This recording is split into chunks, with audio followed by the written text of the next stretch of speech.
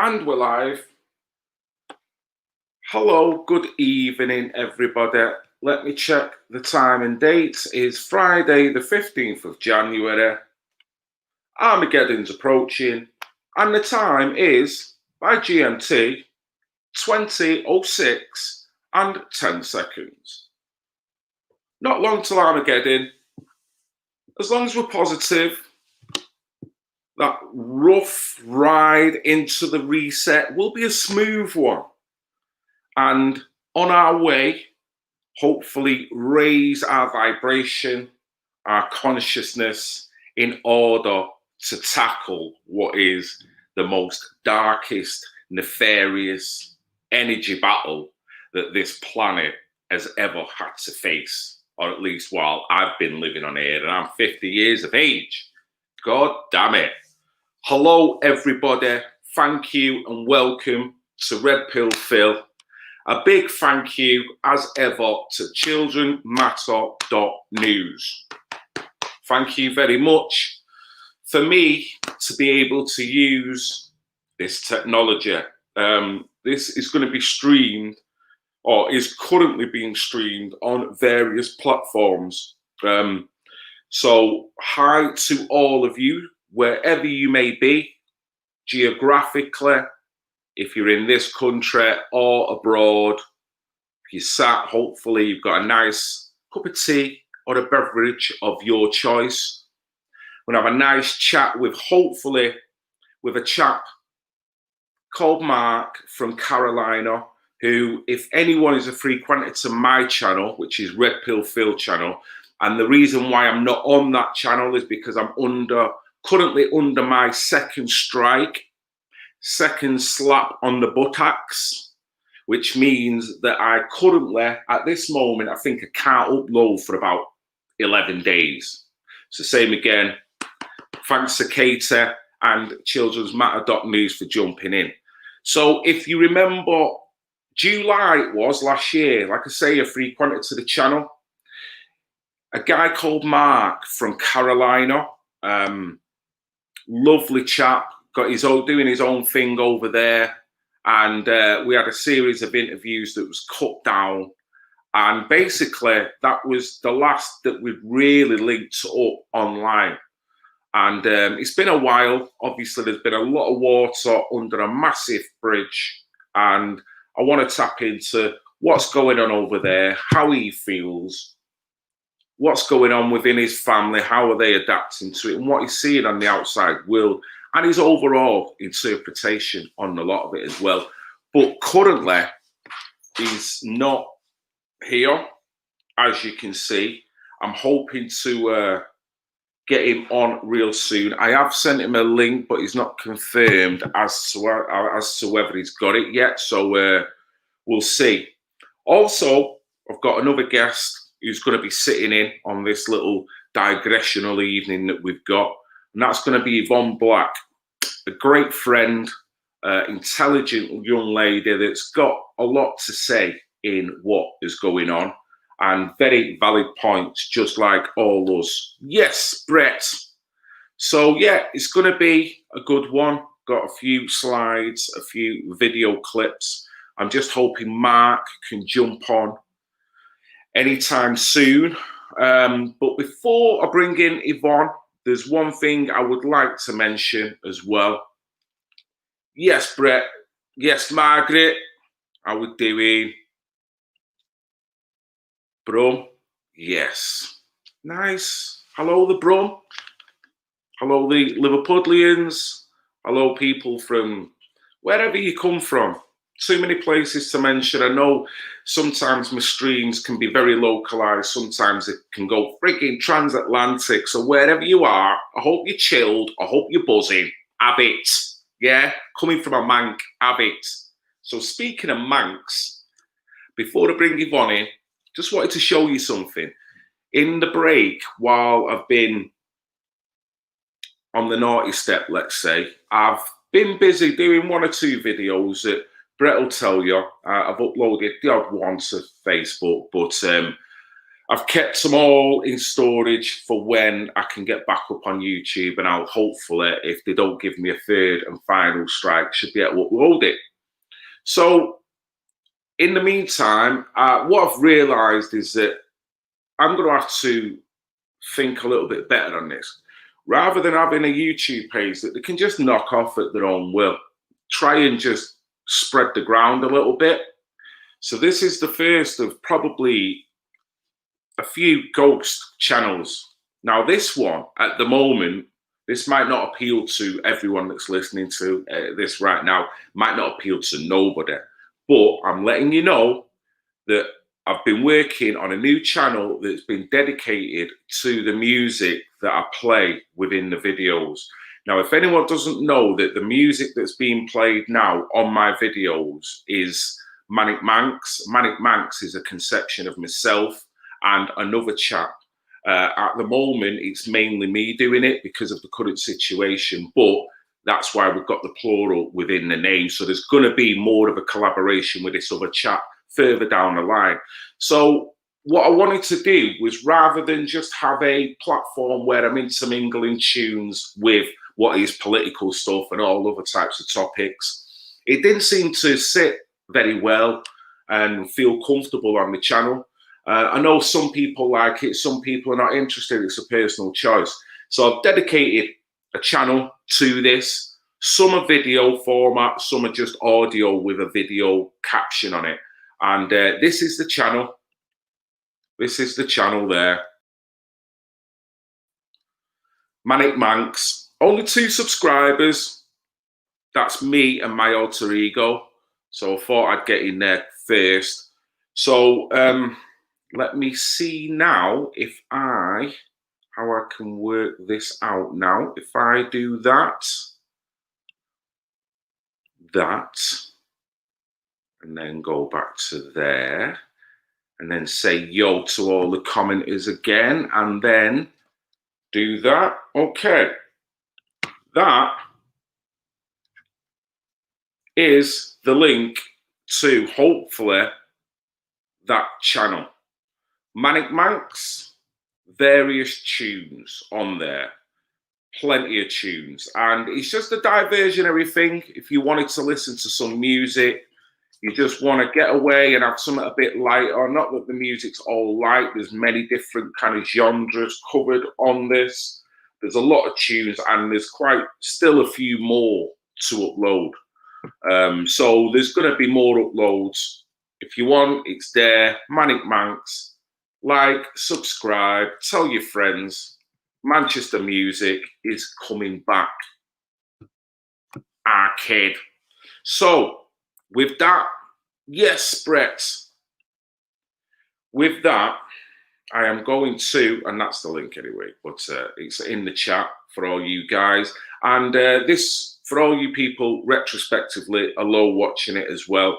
And this stream, before we conduct, sorry, Yvonne, but this stream will be taken down from the StreamYard. And then once I get the okay to use my Red Pill Phil channel again, I will be uploading it there. So there'll be another chance to watch it. Yes, Lee, how is thou doing? Yes, mate. Thank you, Brett. It's just a little, like I say, if you want to listen to the music, it's going to be there. If you want to watch the videos, it's going to be Red Pill Phil. It's probably the way I should have done it a long time ago. And then people can do whatever they do. Tell your friends if they're like that kind of stuff, if they're not into political, whatever. It's mission match. It means a load more work for me, but I'm going to try and do it. So, yes, Lee, how we doing, La? So, right, without further ado, I am going to start the show officially. Okay, guys? So thank you all for listening. Hopefully Mark is going to jump on the stream. I'm going to try and contact him shortly. But until then, Red Pill Phil on childrensmatter.news plus affiliates with guest, so far, Yvonne Block. Red Pill Phil. view some of my photos. Red pill Phil. Yes, Yvonne. Hello there, how are you? I'm fine. How are you? I feel a bit anxious with everything that's going off, more with the misinformation than anything else. And the anxiety are constantly told, wait for this date, wait for this date. Things are going to happen then. It's difficult, isn't it? Because you're juggling fears, uncertainty, and what you need is groundedness now. At this time, more than ever, if you're going to get information, it's got to be information that's reliable, that it's not going to be misconstrued or the wrong information that's going to send you along the wrong path.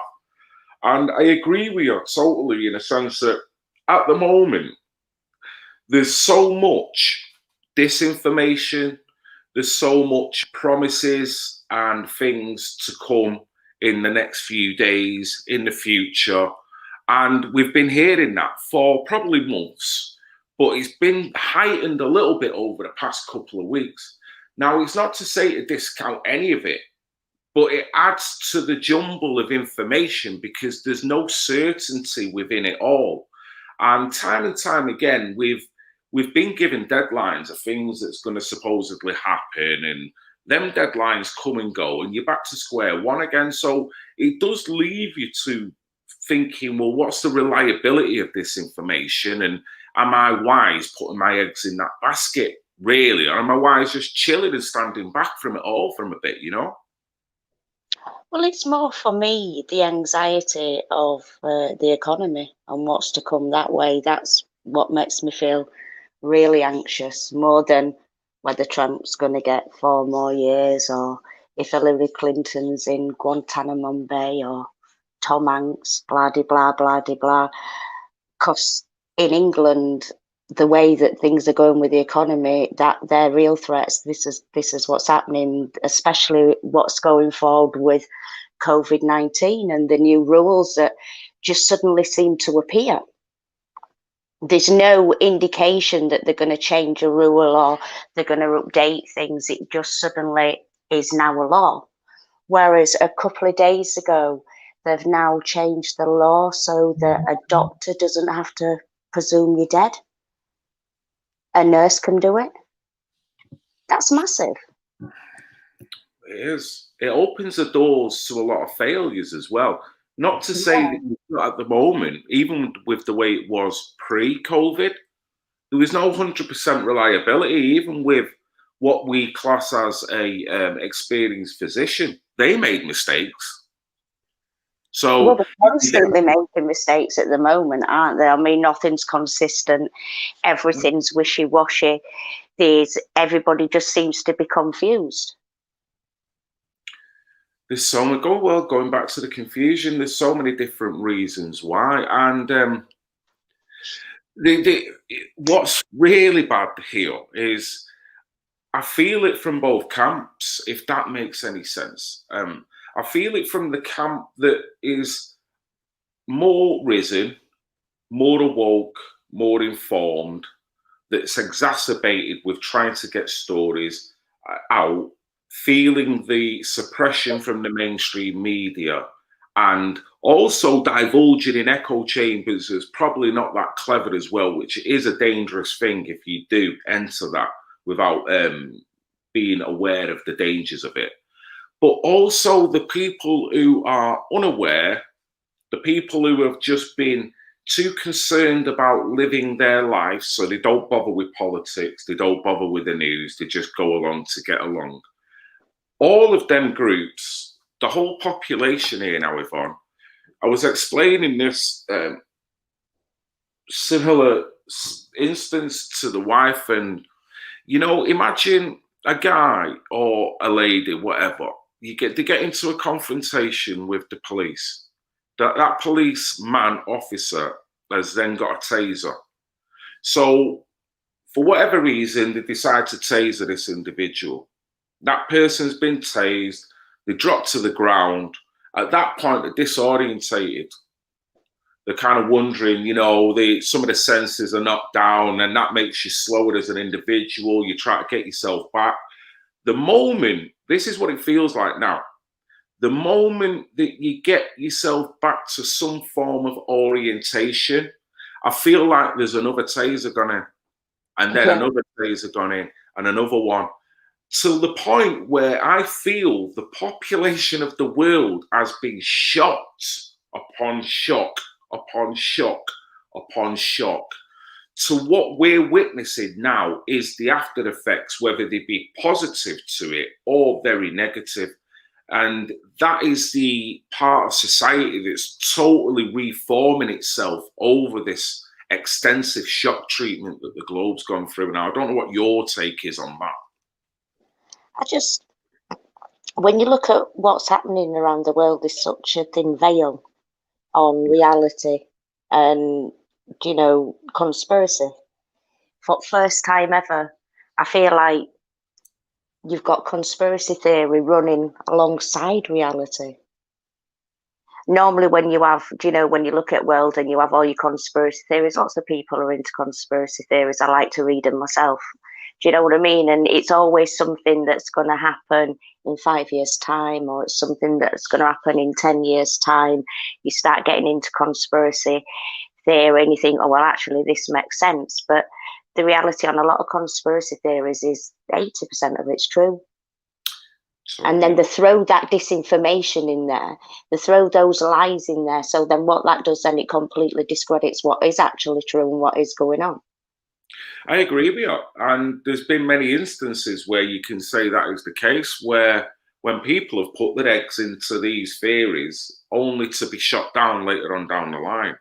And everybody's getting shot down though, aren't they? I mean, like, you don't even need to now think conspiracy theories. You don't need to go, oh, David Icke. Do you know what I mean? You've just got to look at BBC News. I mean, how many times have we spoke about this? Do you know what I mean? And I've just literally gone, right, I'm going to unplug from internet. I'm not going to read anything. I'm not going to be woke. Do you know what I mean? And I am literally just going to watch mainstream media. Whether we like it or not, majority country just watch mainstream media. And when you're watching mainstream media and you're actually listening to words that they use, it's absolutely terrifying fear that they're spreading. I mean, even that with bank, HSBC, and everybody keeps going, oh, but it's illegal, it's against human rights, I can't do it. And it just makes me chuckle because I just think they've done it. They're doing it. So now if you have an account with HSBC and you do not comply to their rules when it comes to COVID and wearing a mask, they can now close your account. So that means when you go into HSBC, whether you're exempt or not, if somebody comes up and goes, put your mask on, and you reply with, I'm exempt, and then after, then they can see that as you're not complying by their rules, you're being a pain in the ass, and then your account's closed. That's scary. Yeah, it's a form of fascism. I mean, it's closing the very core of you trying to exist. You need money, you need food. So they've started targeting supermarkets, haven't they? I mean, like, how many times have we sat there and I've gone, well, I'm not really concerned because there's never been an outbreak in a supermarket. And then all of a sudden, it was about a week ago, you'd got 1-2 supermarkets, you've got to wear a mask. Do you understand what I mean? If you don't wear a mask, we're not going to let you in. And everybody were like, oh, they can't do that. And then within a week or a couple of days of that, you've now got all over mainstream media that supermarkets are spreading virus, and you've had up to, I think, 6 supermarkets have closed for a deep cleaning.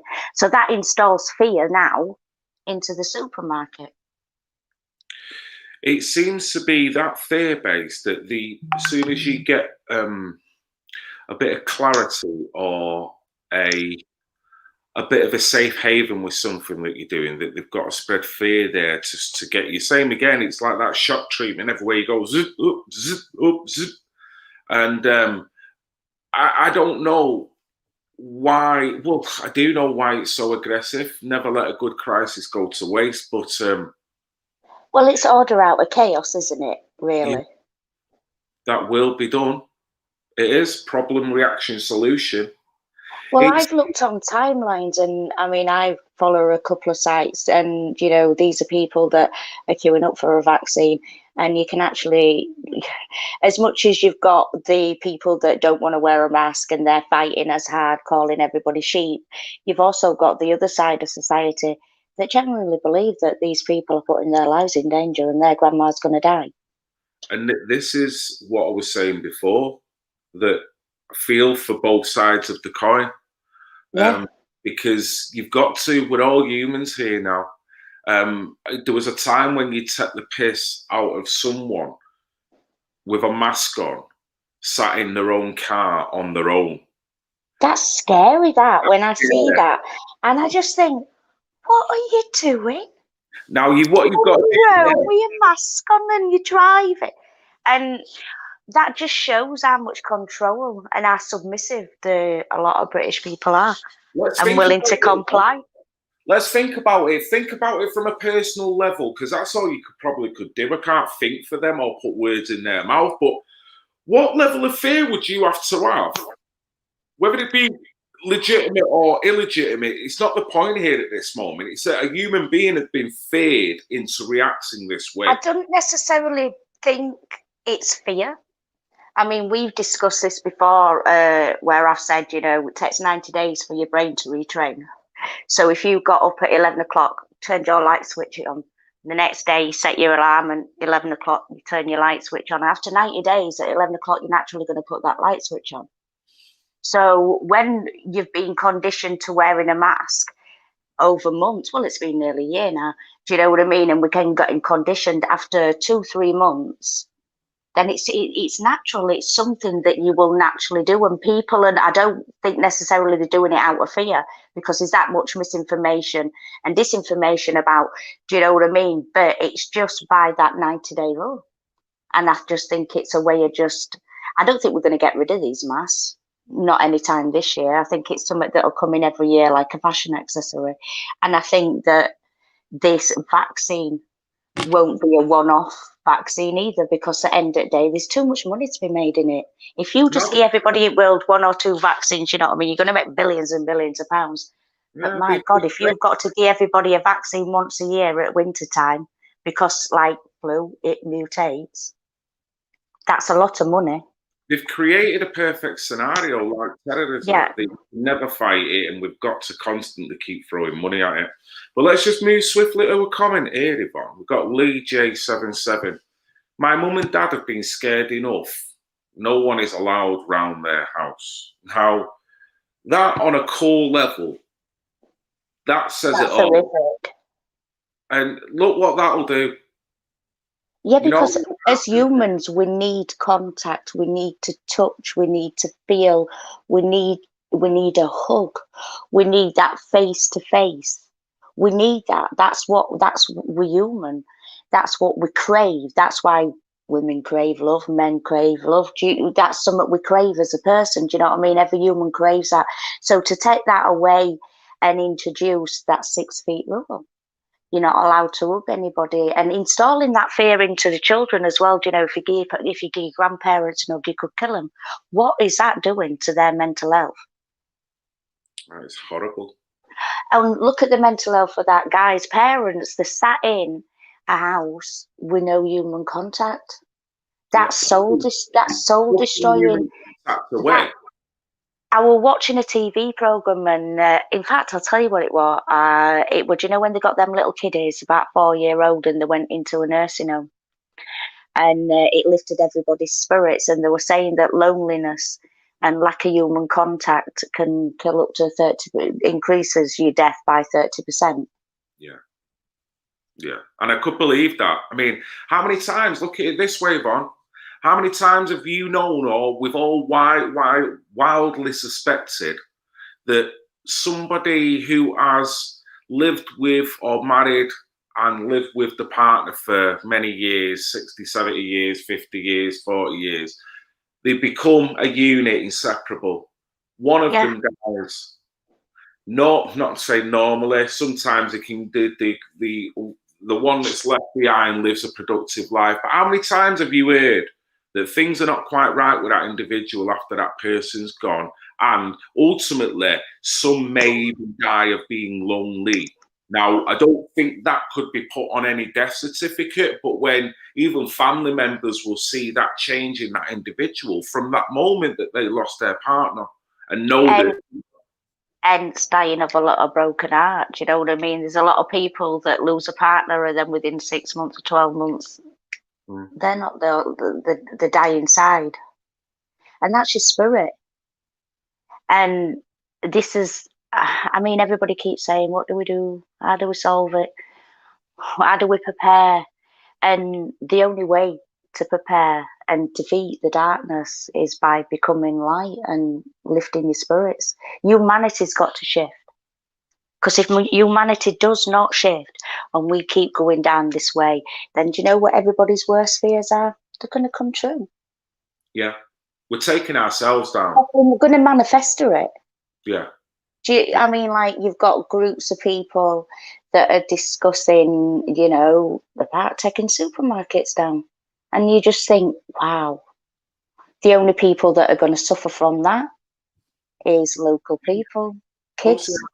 And through the problem reaction solution, then you'll get army, or you'll get an armed guard, you know, that's going to be guarding a supermarket. You're giving them what they want. And if it's not the same as when you go into town. If you go into Manchester and Doncaster and, you know, Leeds and things like that, at one point you could go into town Christmas shopping and you'd see a couple of police officers. You go into town Christmas shopping now, you've got armed guards. Is that what it's going to be like on Tesco's? Is that what it's going to be like on Morrison's? Yeah. Well, isn't it funny, like you say, with conditioning, how people consider that the norm now? Well, it's going to be lots of people go into supermarkets and start getting shit to these COVID marshals. And I understand why they want to do that. Do you know what I mean? Then all that's going to do is oh my God, you're getting shit to us COVID marshals. They're just normal people that have got a job. They just want to feed the family. So then what they're going to do then is they're going to bring somebody else in to deal with it. Yeah. There ain't enough police to deal with it. Yeah. And then you're going to get real little Hitlers in a uniform. Right, well, before we go too much off on topic, I mean, I don't know where Mark is. I mean... Yeah, I'm quite interested to find out what's actually happening in America. Yeah, well, he's got it, man. I'm excited. Well, come in, dude. Press the button. Yeah, he's got the link, so I don't know what's going on. Let me just... Right, yeah, well, because I don't want to play all the material, but if we need to go back, we'll go back.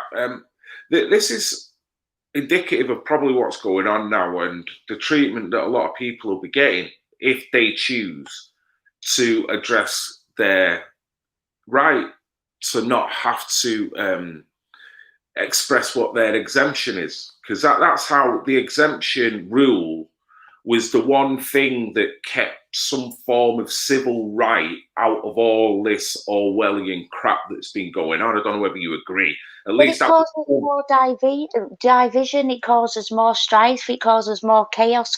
Whereas if you could actually go to bloody doctors and get a doctor's letter, right, that says this person exempt, then you're not going to have that problem. They're going to be able to look at that and go, doctor's letter, go and carry on your way. But because you can't prove that you're exempt, and do you know what I mean, apart from download a little passport type thing off the internet, then it's open for debate. Yeah, and the thing is as well, you've got people who actually have got ailments that will justify having exemptions. Yeah.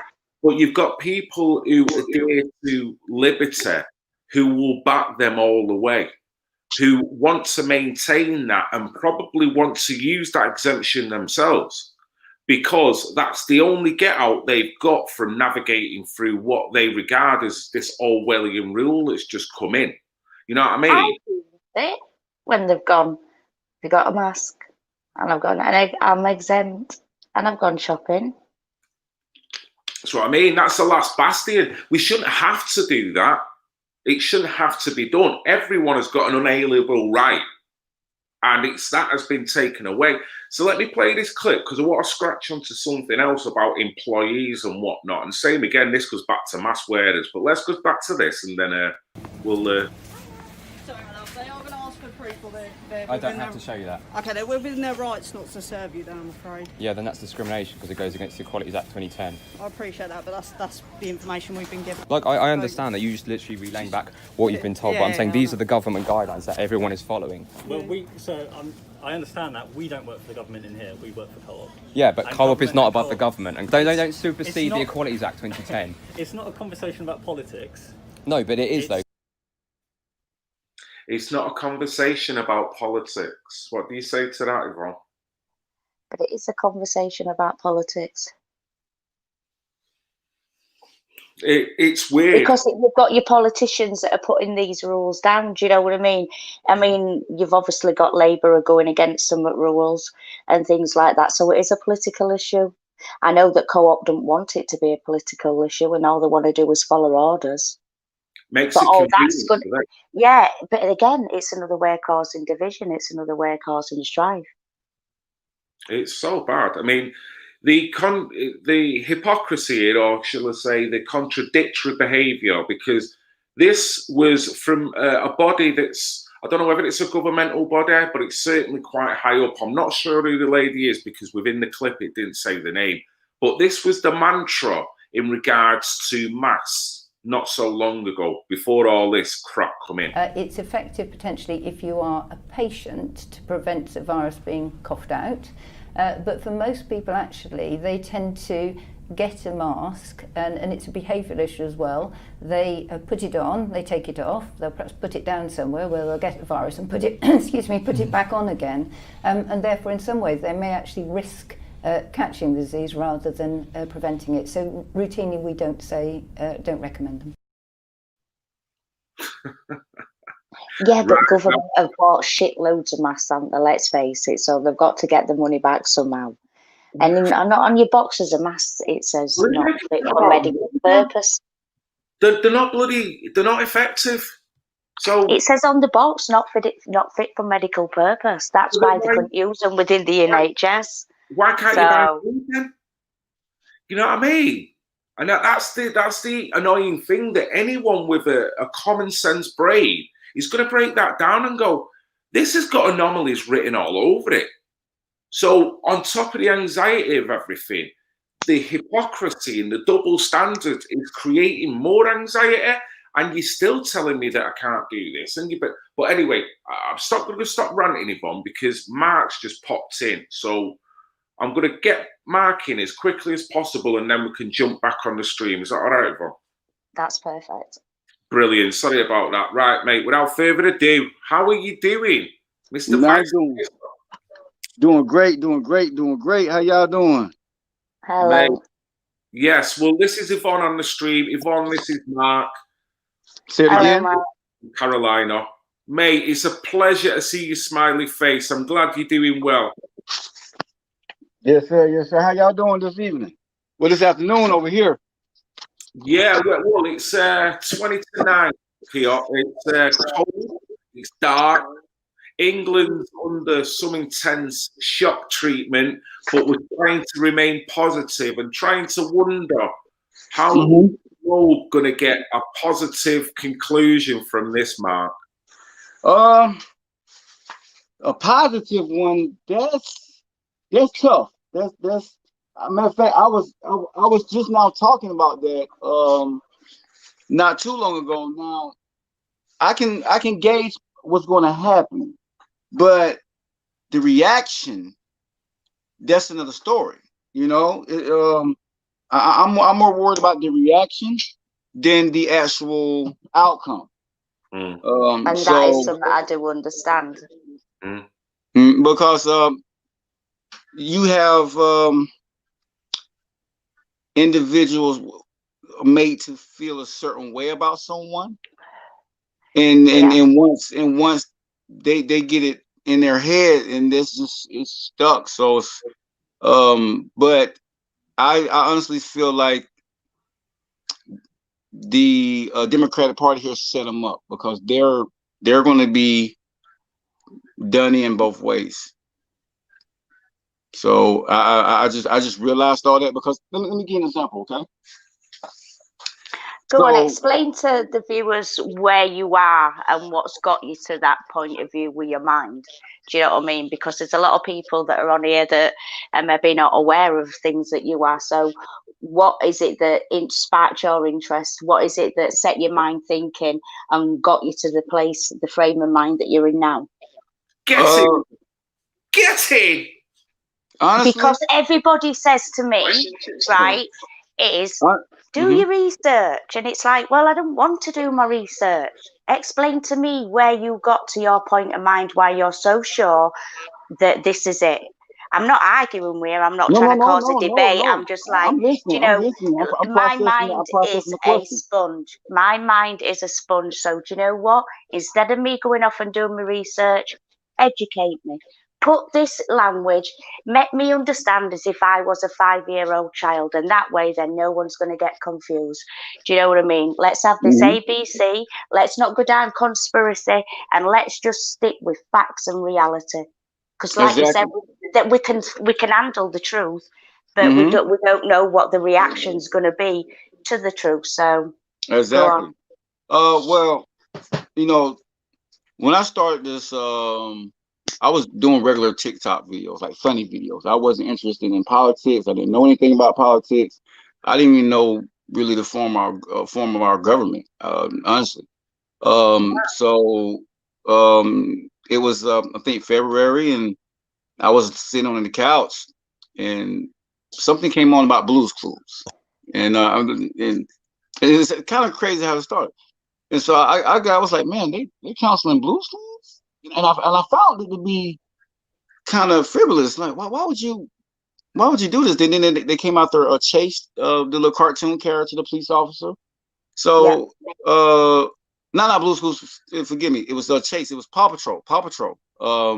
So and I was like, wow, you're going after Paw Patrol because of the police dog. And I found it to be kind of, I was like, wow. So I did a video on it, and I went to bed, and I woke up, and I had a overwhelmingly response.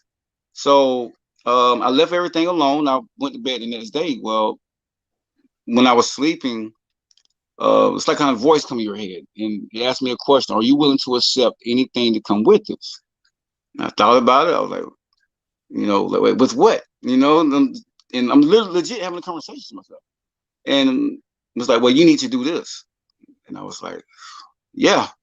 So the next day I got up and I made a video, and it just took off from there. But surprisingly, I don't study. I don't do a lot of research because everything's in front of us. Individuals look at Newton and Einstein and Socrates and all these individuals, and they think that say a school educated them, or how is this person just smart like that? Because it's not that they're better than you or over you, it's because somehow they're good at remembering things. Yeah, but they tapped into that natural ability to know. I didn't graduate in 10th grade. But there's a difference between remembering a sentence and understanding and knowing what that sentence is. And I think a lot of smart people today basically are good at remembering and don't actually understand words they're using.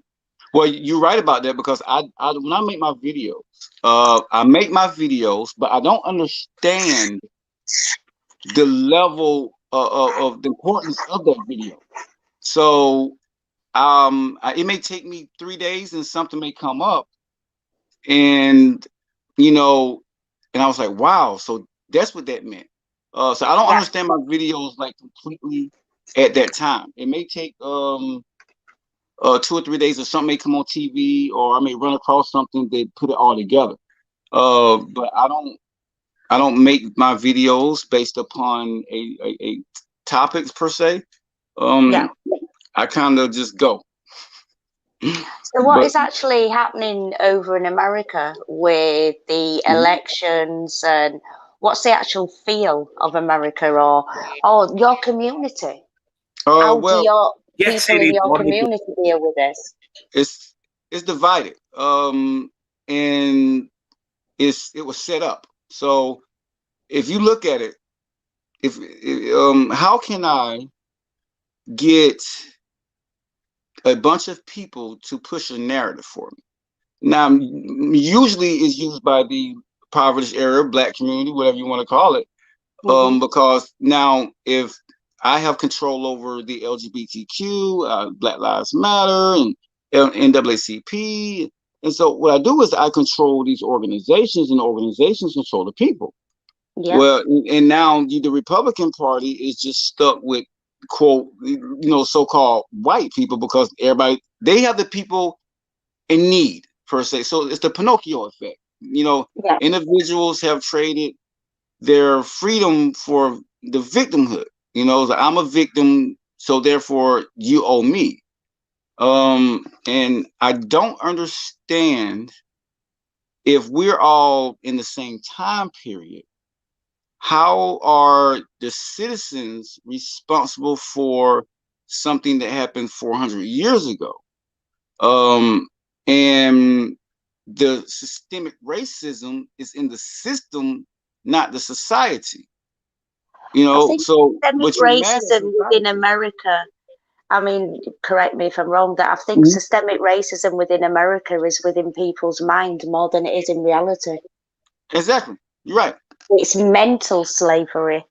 Like you said, you cannot blame the actions from 400 years ago. And judge them by judge them by our society and how we've evolved, because 400 years ago we've evolved as humans. What were considered to be right, what were considered to be normal and acceptable, is no way normal and acceptable now. So how can we judge 400 years on our morals? Well, for us, it's a way of justification. It's a way. To put off that responsibility in when the individual's not understanding what they're. It's kind of like an argument with your spouse or whatever. The argument is very, very small and have no bearing on what's going to happen today or tomorrow. But it's the point of, I want to be right, and I want individuals to acknowledge that I'm right, so we can have the smallest argument. And until you say, you know what, you're right, but okay, it's over with. Now, did we gain any money? Did we get any, smarter? Or what was the goal? And that's what it's all about. It's about, I want to prove that you are, racist, but you're targeting the wrong people. If it's systemic racism, then why water the system? Well, yeah. I'm not, but it's not, but the system. I see where you're coming from now. Sorry to butt in here, because I'm going to go. I'm going to leave Yvonne to this, because she's nailing it. I'm sat in the background commanding comments, but you two are having a great conversation. There's something that he's an intelligent man, and he's open-minded. You know what I mean? And at the end of the day, you're intuitive, and I think that's what your post is all about. You talk from your gut, you talk from your instincts, you talk from your life experiences. You're not doing it from research, it's from what you can see as an intellectual, tapping into your philosophy and tapping into what your morals and, your common sense all that. That's what I can see with you, mate. And it works, because that is true and it's natural. In a world where we've just been speaking about it with Yvonne, in a world where we've got so much information being batted about that looks official, not quite the truth, sends you down a rabbit hole. We need more people who are on a spiritual, grounded level sense that's talking from the gut about what they can see in their true life experiences. Well, it's two words. It's two words that if individuals understand these two words, they can understand it better. And it's implicit and explicit. Now, the individuals, they can read a story, and what they're going to do is they're just going to take what they got out of it. It's like, oh, I'm going to ignore the facts and just go on. But it's another thing is you have to be self-aware, and you have to be honest with yourself, and you have to hold yourself accountable. Now, if you can be honest with that is a big thing, and that's holding yourself accountable. Yes, I always ask myself before I put something on someone else. I always ask myself this question: Could I have done something better in that situation? Now, if I come up with the conclusion that, you know what, I've done all I can do, I'm not going to place blame on myself. But if I've done all I can do, then I've done all I can do. You know, it's not about me being right. It's about me, okay, let me assess the situation. Now, if I'm right, this is what I need to do. Not be I'm right and I'm gonna just keep doing, keep going on. Yeah. But so you have to take an action on, if I'm right, I'm not gonna just stay stuck and then keep being right, keep being right. What you say, Matt, which I feel I do all the time. This is what's really tricky about this, because whether you like it or not, you've got to keep mentally calibrating yourself, putting yourself in check, putting yourself where that information is, seeing the likelihood, the rationale, not getting outraged about it, have to have enough composure where you don't get affected by it. And that's difficult to do, particularly now in the fear that people are, because people respond differently to fear and trauma. So what you're saying is so true, mate. Well, if you look at if someone can do this, if I can notice, if let's say I'm doing a video and I'm doing this right now, if I can notice, hey, I am doing this while I'm talking, that I'm self-aware. You know, someone should have to tell you, hey, you're tapping, or I am. Well, if I'm licking my lips in my video or whatever, now if I can honestly catch myself and say, oh, I need to stop, you know, then now you're so self-aware that now you can see everything. Because when I walk into a store, I don't walk in with tunnel vision, you know, and everybody's a blob or no one exists. I see everyone when I go places, because I like to observe people, how they move and, you know, certain things. So we have to be so self-aware that, you know, one thing, we don't mind our surroundings. We don't. We are in our own world, and we're stuck in our own world. Well, most people are glued to Facebook or to the phone. That's why we don't recognize our own surroundings. Well, even without Facebook, it's like, I want to be the center of attention, or, you know, even let's say you with your spouse, your mom. What can you do for me? How can this individual benefit me? And that's what most marriages and stuff and relationships is that, okay, this person benefits me somehow, you know, versus how can I benefit them, you know, and we throw people away. So I feel like, honestly, but that's what we've been programming into kids for years, though, isn't it? Do you know what I mean? Not to value relationships, and you look at your apps and it's just like there's someone better that's going to make your life perfect just to swipe away. Well, to break in there, guys, I mean, just to reinforce what you guys are talking about, it's been a drip, hasn't it? It's been a slow erosion of the community, getting to know one another, particularly family. Now, Mark, just sliding across, but it's actually on the same topic. I was showing something that was sent to me by a lady called Dolly Daydream, another YouTuber. Hi, if she's watching. If she's watching this retrospectively, you're a star. But this is something apparently that was on your media yesterday. And it was apparently something that's been put over. Now, I'm going to put it up here. Now, this was something that was put on the telly, and gender terms banned under new House rules, and House rules package for the 117 Congress, Clause 8, bracket C, bracket 3 of the Rule 23, apparently. And this is basically saying, whether this is true or not, it looks legitimate, that all these words now are currently going to be eroded from being used in order to be inclusive, diverse, whatever you want to call it. So we're talking about the Black Lives Matter manifesto, pardon me. Part of it was break down the nuclear family. We know part of that with the communist kind of Marxist element is also to divide people on any kind of faction that they can.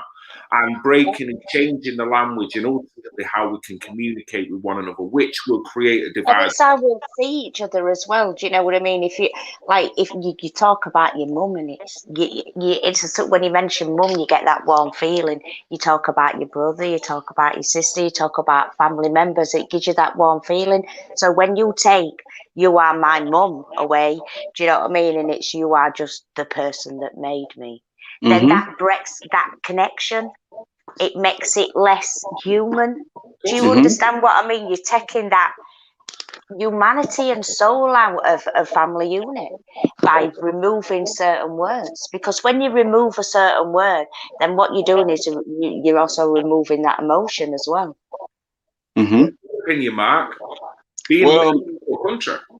my opinion on that is you confuse the family structure more. Now, if I can keep mothers and fathers unbalanced, then no one knows what their role is. Now, it's like a job. You're not going to go to your job and you know, if someone is the sanitational worker, someone is the factory line, you know, you're not going to say, okay, let me jump over here. You know, we're trading in our positions. You know, everyone have a position to play. It's like on a basketball, everybody can't be LeBron James. You know, somebody got to be the hustle player, but we want to be the star player all the time. And I think we're trading in our families for self. You know, yeah, for self. Because if I can keep the family structure unbalanced, it's just another vision. You know, I mean, you were talking about this earlier, Phil, that you know, if I can honestly separate people by it's like Africa. Africa is so separated because of language. You know, so many different languages there that you can't communicate and identify with one another. And here in the U.S., everyone's pretty much speak the same language in the dialect or whatever. But the only thing that they have to separate is to go back off of history and use slavery and use, you know, women couldn't vote and, you know, gays couldn't marry. So it's like, okay, let's use that because it already existed. So let's jump on that problem, make it bigger. Now what we can do is we can make these people vote for us as a political party, right? And I have them forever. Identity politics, I got UK here, Red Pill Phil, and what's your name? I'm sorry, what's your name? It's Yvonne. Yeah, see, I forgot already. We're rolling. It's the same again. It's identity politics, which what they use over here, mate. They've done the best to drive a wedge between black people and white people. They've done the best to statue purge to make what is the indigenous race in this country, which happens to be white. Black people might not want to hear that, but that is fact. You know, not to say that is good or bad. We've just got to say. But the bottom line is, people have been made to feel guilty of the heritage of what the core family is all about. And even if they allude to their core family and heritage, it automatically has to stem back to systemic racism. Now, to put anyone under such a dark cloud for just waking up in the morning, people have enough, Mark. You know, people have had enough. And the same thing again, problem, reaction, solution. We've got a scenario here where when people talk about this situation, they're either deemed racist for bringing it up because they're not diverse enough, or they're called far right. I know Trump fans and people who support fringes around that have been called that in America as well. But same again, that's been used as a tool to agitate people and then get people to double down in that very position. So I've had people when I've been going to marches and doing interviews, they'll turn around to me and say, you know what, they've used that term racist to me that many times. I don't even care whether they do it anymore. Now, that is bad because then they actually don't mind being called a racist. So in some cases, they will exacerbate that knowing that the person thinks I'm a racist anyway. So why don't I push the boundaries a little bit? So then because of the psychological thing that's gone on there, that's pushed you to somewhere you probably wouldn't want to gone. I got a question, Phil, for the American people. I've been curious about this, and it's been eating me alive. I should have been asked you this during the George Floyd case. Okay, now I know it happened here. How in the world did it jump over there at the same time? I'm, because a lot of African Americans, black women, It were orchestrated, wasn't it? Do you know what I mean? It were a setup, it were a plan. That's why it come over to we England. talk about slavery. We talk about slavery here, and for African Americans, whatever, like say, we don't know the culture and the life of over there. So we don't think of, hey, they got dark people over there in the UK, and so you get what I'm saying. So it's like, okay, it was just about me with slavery over here. So I mean, there is no mentioning of any ethnic groups over there in the UK. Like individuals don't even understand ethnicity over there, and like how did George Floyd start two countries? Because you basically got a load of white kids that were looking at America, do you know what I mean? And just thought, oh my God, England's now institutionally racist and we're going to do what Americans done. And it was just orchestrated. It was just a way of dividing people and causing trouble. Do you understand what I mean? And they thought they'd be able to carry it on, and they'd have the looting and the burning of the shops like obviously you did in America. So they thought obviously that'll transfer over. But I mean, the way I see it, and there's a lot of people in England that just looked at that, and everybody says, Black lives do matter. No one's ever said that they didn't. Do you know what I mean? But in England, that was weird because we've not had that racism. We've not got grandmas that have seen dead people hanging in trees, so we've not experienced that. So because we've not experienced that, then it just couldn't transpire into England. It was like, well, you're blaming us for having, being white and, being racist. But I can assure you there's nobody in my family that ever owned any slaves or were involved in that. And it was the suffragettes in England that helped stop slavery. And plus, we also had slavery in England, where you had white slaves from England and Ireland that were taken out to Arab countries. Yvonne, well, what I do want to say here, you don't have to justify your heritage on this channel, okay? That's the one thing you don't have to. Yeah, you better speak your mind. I don't have to justify mine any more than yours or any more than Mark. So, honestly, you don't have to go there. You appreciate why you were doing it, but don't seriously, because we're not leftists. We're just straight in the middle of everyone, and we don't take any of that baggage from previous years and apply it to our living space now. And I think that's been the major problem, that people are that confused in their identities, that crush mark, that what I feel has happened, and I do agree with a lot of what Yvonne said there. The news is very generic. The news in your country is just like the news in our country. The way they disseminate it, it's almost, I always liken it to a pop record. So when a pop record hits off in New York, then runs through all the states, Snoop Dogg, whoever it is, selling metallic stuff. Within a week, you'll have Radio 1, you'll have all the British and English news stations pumping it, mate. Not just playing it, but pumping it to the point where before you know it, it's #1 over here. So it's very much manipulated what is going on and what they choose to actually push across. So the one thing that you've got to realise, and hopefully your American supporters and listeners will realise, is that what you get is exactly what we get in many ways. Now, a lot, we get it all. They're also doing the same thing on a nefarious side, because the balanced story that happens in America, they suppress from England. The balanced story that happens in England, suppress in America. So that's why you're asking me situations and I'm asking you situations, because they're keeping us both in the dark, whilst putting their own narrative out that is making sure that a black man in London or a black man in Toxteth, Liverpool, feels exactly the same way about colonialism as California or some Chicago, even though, like Yvonne says, we have not got the same level of racism. We have not gone through that same segregation and Martin Luther King. Well, I haven't either. Can I ask you a question? Can I ask you a question? One of the footages that you did get out in America, did it happen to be the one where they toppled the statue and the police took the knee and the statue went in the river? Did that go viral in America? Oh man, you know that went viral. Everything go viral with something like that.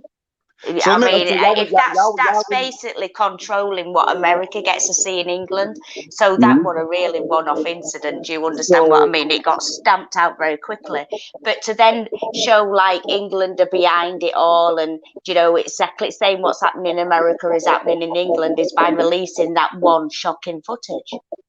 Well, no one. Well, see, even though individuals seen a little bit of that, no one pays attention to Australia and Paris and UK, because you so stuck in your own, like I said, you don't mind your surroundings. You always stay stuck in your little mode. So I'm gonna share something with y'all, okay? All right, so during the unrest, all right, there's been a lot of merging of companies, trade routes, all inclusive united front for all countries, okay? For all governments. Well, United States is incorporated just like China's. Australia's incorporated, right? Australia just got incorporated in 2020. Well, in the U.S., it's these United States of America. So each state has sovereignty. The federal government has no rule over all states, but yet the United States is incorporated. Well, how can I get the United States to be incorporated? Coronavirus. Okay, so what I do is I shut down the states so they can't generate money. All right.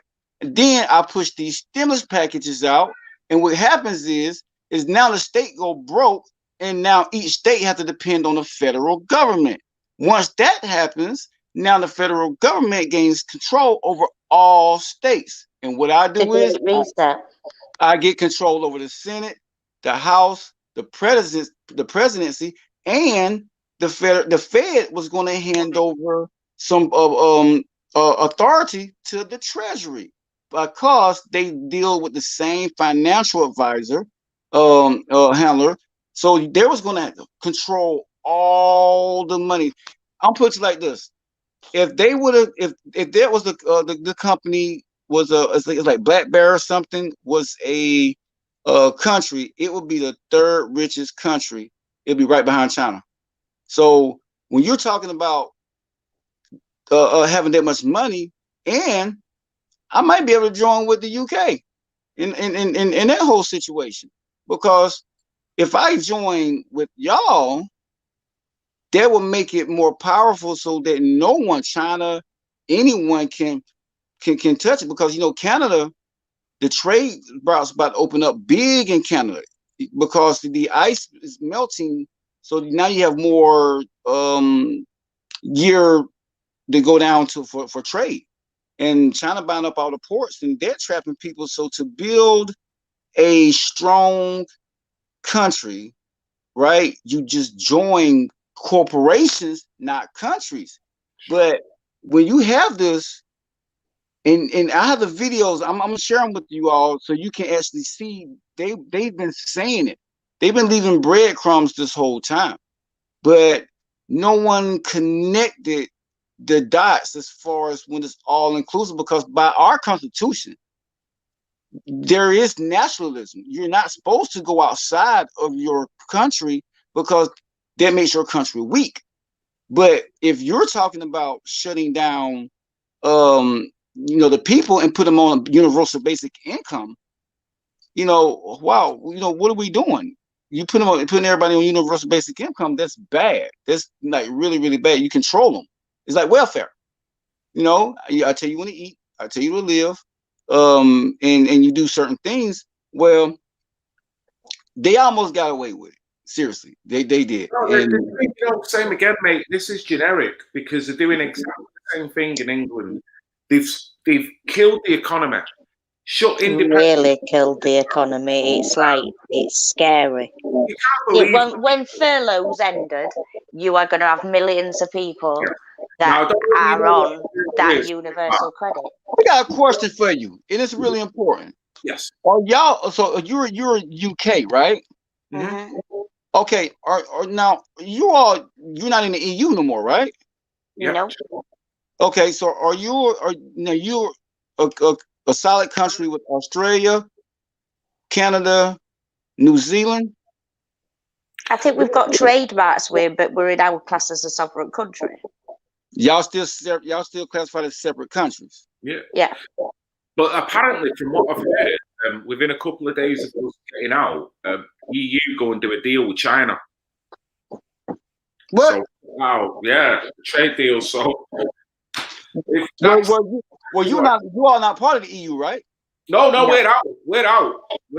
But what I'm saying is, in terms of trade, they make it out as if you can't do anything unless you do it with us. So, and then the first thing they go and do, and two, China, the most communistic country that's got all kinds of human rights issues and everything wrapped around it.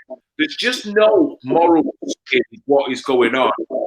Why the UN is not doing nothing about Hong Kong? Hong Kong's supposed to be sovereign till 2045 when Britain gave them back. They don't even China don't even supposed to be dealing with Hong Kong. They're supposed to be sovereign, but they need Hong Kong because they need Hong Kong to build Silicon Valley. See, some of this is such a broad picture that even me, I've not touched into a lot of this. Mm-hmm. But in some ways, as you're talking, we've all got to understand that there will be God here to connect to the bigger plan, the bigger picture. And you were talking about it before, about breaking the economy to make the people dependent. Going back to what I was saying before, it's exactly what's happening here. We've got a scheme that we call the furlough scheme, which means that anyone now within a business of a certain size can apply to get wages paid for. Now, in some cases, it was 100% wages. In some cases, it was 80%, and it'll probably keep falling. But basically, it's best part of the year. You've kept your workforce on this scheme. Some are actually finding a way to go back in the office. Some are not working at all. So then you've got a level of dependency that is really sweeping the nation. Mm-hmm. So if these businesses don't open back up, there's going to be a lot of employed people or people that have been so dependent without the work skill, without the sense of purpose anymore. So you can see 2-3 years down the line, the detrimental effect of keeping people welfare all the time. That's why. Who's considered Europe? Is the EU Europe or UK? I mean, like I know Europe is, but now if you think about now geographically, like what is truly Europe? What's all included?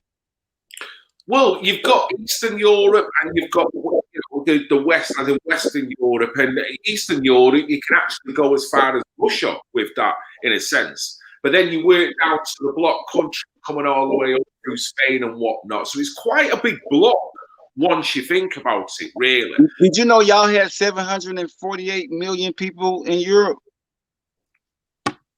No, I didn't. Did you know? Did you know that they want to get them down to 500 million? Yeah, I've seen a lot of stuff about this. Depopulation. That is true. Yeah. How do you depopulate? Well, we can't really say it because if we say it, we'll all get blocked off as. No. I'm just saying. You just put it up. You put it up on the screen when you asked about the structure, the family structure. Well, right, okay, yeah. And the names. So you get people to not populate, right? Yeah. That's what China did. Well, it's what works in a way, and like you say, I mean, that is a wholesome family unit that generates prosperity within families and growth. So if you're splitting that very idea, you're creating an idea along the masses that's inclusive to sex, inclusive to gender, inclusive to race, then when you've got the LGBT and all the other kind of gay rights that are kind of coming in and breaking up them core values of the family every time. You know what I mean? Not to say they shouldn't have any rights. I'm talking about that.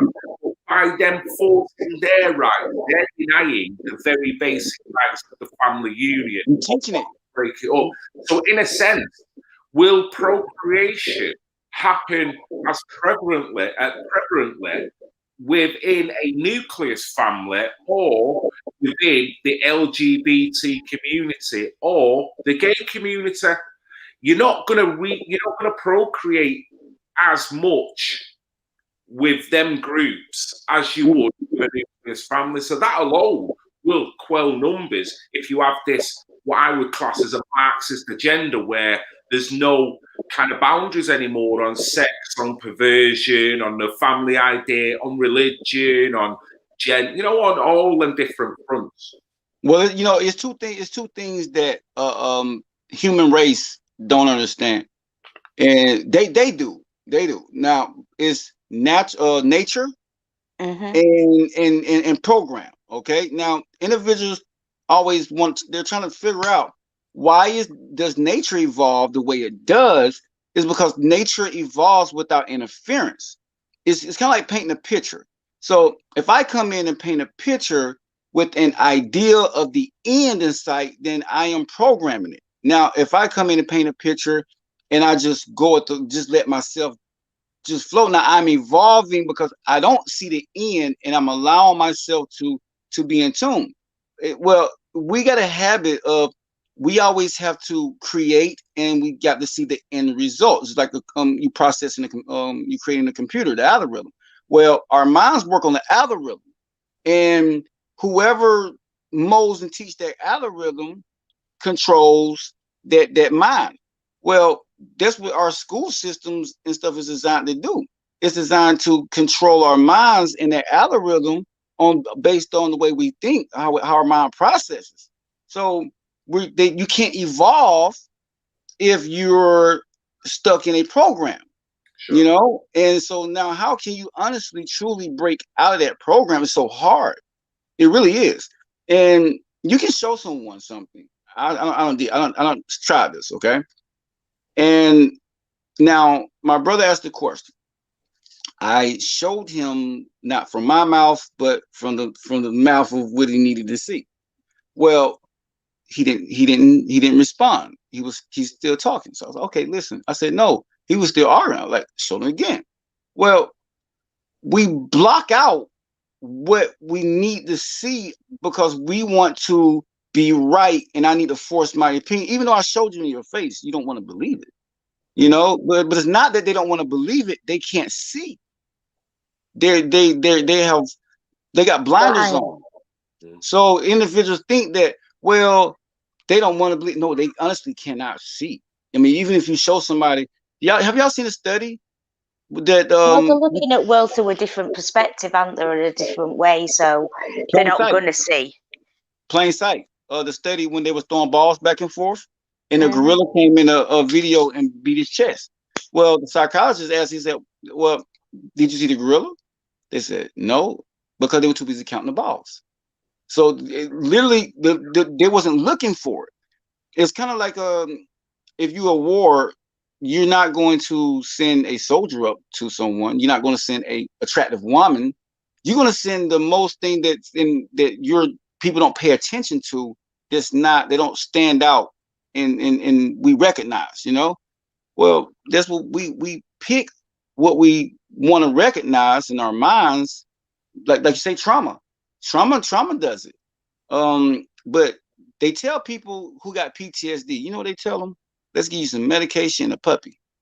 Well, that's not what they need. The reason why they have PTSD is because if you take someone out of a situation and you put them into a situation that their mind couldn't, that's like you put them on an alien spaceship. Like, he never believed in aliens. He didn't think it existed. Well, you take him up there, and now you're like, what in the world? And now he have to conform to life there, and you bring him back. It's like a cognitive comfort zone, isn't it? Yes. Medication won't help. It's all about, we have to be able to open our minds up. Don't believe, but open our mind up, say, you know what, this could happen. I'm not saying I believe in it, but if an alien dropped in my yard right now, I tell people this, I won't be surprised, because you can't surprise me if my mind is open to many different things, you know. But if it's closed to it, I'm like, whoa, you know, just have an open. Mark, to me, sorry to cut you off, but No, you good. point. That's where we're at today. Then, no shared truth, and people that are living that have been shocked into something that cognitively they wasn't prepared for. So if that's the case, how do we get them and us? Because yeah, it's a red pill people again, we re-shocked again. Even though they thought they were red pilled, a lot of people who are red pilled are suffering with this as well. How do we get everyone back to an equilibrium now? And I'm going to ask you both that question. Oh, yeah, no, about that. Well, it might. No, go. I'm gonna let you go. Go ahead. Let me see. What do you want to say? Yeah, let me see what you got to say. Oh, crikey, thanks for that one. Pushing me first. Well, I answer. I mean, we just have to, awaken, don't we? I mean, I don't think people are going to be red pilled and they're going to wake up and it's going to be their own time and their own doing, whether it be through mainstream media, whether it be through on Facebook, do you know what I mean? And it's just going to be a slow process. But I think that humanity is going to have to dip a little bit lower for that kind of shift, that kind of awakening. And right now, it affects a lot of people on the internet, but not a lot of people to know. So when things start getting worse and it starts affecting people that they know, do you know what I mean, like real friends and family and things like that, then I think shift to humanity, isn't it? Things have got to get better. Yeah. I think you can get a veteran out of PTSD and cure them from PTSD before you can get someone that's been here in society and understands society and get them to wake up. Seriously, because the veteran has seen things and been through things that now, if he opened up his mind, he knows that many things is possible.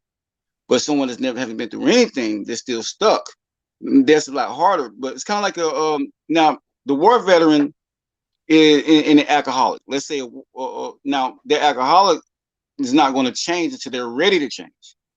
You know, and you can't force them to change. All you can do is let go. You have to let go. The more you force, the more they're going to rebel. The individuals that are awakened, what they have to do is come together themselves. Now, we can't live amongst these individuals because they're going to swallow you up, you know. And if you're too open, then you already know they're going to shut you down. That's what they're doing right now. Well, individuals are going to have to come to get literally. I don't care if you got to go find a huge plot of land, and you go out there. Now, eventually, guess what's going to happen? Those individuals are going to say, "What are they doing over there?" You know, they're living pretty good over there, and they're going to want some. So now it's going to force them to open up. You know, but like you're going to force them to open up or just take it off you. Yeah, but like you say, because I mean, everybody says, like, you know, run away, go into the middle of woods and find somewhere to hide. But if that situation comes, I'm going to be more frightened of the general population than I would be army coming to camp. Because it's going to be other civilians that attack you and try to take over. They won't mess with you because they like to fight amongst themselves. You know, if you're out of sight, you're out of mind. So, you know, even though it's kind of like the rich and the poor. Okay, so you in a poor neighborhood and you got the rich people with all this money, but you go steal from the poor people and the rich people right around the corner. You know, so it's like they're not going to mess with that side because, you know, you only deal with the people that surround you.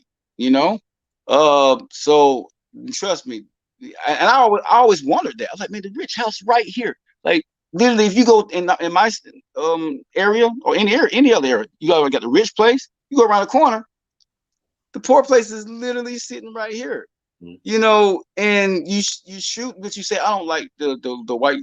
I don't know if I say it on here, but you know, but I don't get it because you only deal with your people in that group because they got you like this.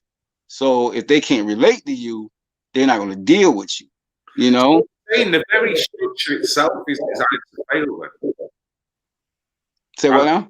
The very structure itself, I mean, the different levels of society that we have throughout the world, on its very basics, is only designed to fail because from the moment of its conception, it's there to put people in little groups and then probably try and project that group over the other group. So there's always a competition. And unfortunately, the impoverished and the vulnerable are the ones at the very bottom who haven't got any fight and haven't got any voice as well. So there is an them thing, but generally it just splits and divides people per se, doesn't it? Well, let me ask you a question. Let me ask you a question, y'all. Why do we do that?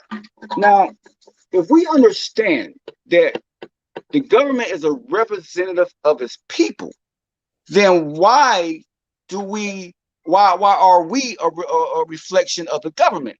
Because if someone in the UK does something, I'm gonna look at them like, oh, we at war with them, and I'm gonna be mad at every citizen in the UK, and they've done nothing to me. So hold on. So you mean to tell me that every government is the same no matter what? Because in order to control its people, you know, and retain power, it's just like the Roman Empire. Every civilization is the same. So the question is always asked: do people change? Well, they refer to themselves like, well, but no, do people change? They're talking about all of us. Because through every civilization, we do the same thing. So they rise, they fall from the same cause and have the same effect. And so the question that need to be asked, truly, people need to understand. You know, they say, do people change? They talk about if someone go to prison, do people change? No, they're not talking about that. Because people do change individually. But as a whole, we don't, because we cannot come together. We allow people to separate us. So individuals need to reevaluate that question and look at it as a people. We the people, you know, and we individualize that, but which I don't understand, you know. But as long as these governments gain control and we are a reflection of the government versus the government a reflection of ourselves. Until we understand that, then we're going to keep rising and falling and rising and falling, you know? Funny is, the thing is, you could actually say patriotism falls under patriotism, because I'm not trying to dissuade anyone from being a patriot. You're right. You're right. Being a patriot, because being a patriot means you stand by your flag, don't you? Well, being a patriot is good, but it's how the government portrays the patriot. It's like, okay, to be a patriot, you go to war. You know, love your country, but also love that country too. Now I'm going to show you. I'm real careful about what I'm about to say here, because what I'm about to say here goes in line with what they're trying to do. Now, they want an all-inclusive unity around the world, which it should be, but they don't want it with the people. They want it with themselves. You know, so the people thinking that we're going to be this all-inclusive, but no, you're not. They want it with themselves because, you know, that way they gain control. So I'm real careful about. I don't believe in borders. I don't believe in all these things, but now that they're coming up with this thing, and so democracy, there is no democracy. They say democracy like 150 times. We're a republic in the U.S., but they say democracy because if I make you feel like you're in a democracy, then when I put you in one, there's no change because you believed you was always in one, right? Yeah. It's like the Wizard of Oz, the man behind the curtain. You know, you thought it was one thing, and until the dog pulls the curtain back, you know, it's that veil. We thought we had democracy, mate. You know, Brexit, you know, I've always felt for years voting was a waste of time. Anyway, it was always rigged. You couldn't totally trust the politicians. And whatever they said, they spoke out of both sides of the mouth. And you got to see that over time anyway. And then it always became the definition of insanity. doing the same thing, hoping for a different result, but the same thing happens over and over again. So it seems like that with politics. And like I say, there's something very dangerous and nefarious about playing that game, because ultimately that helps to divide us as a people.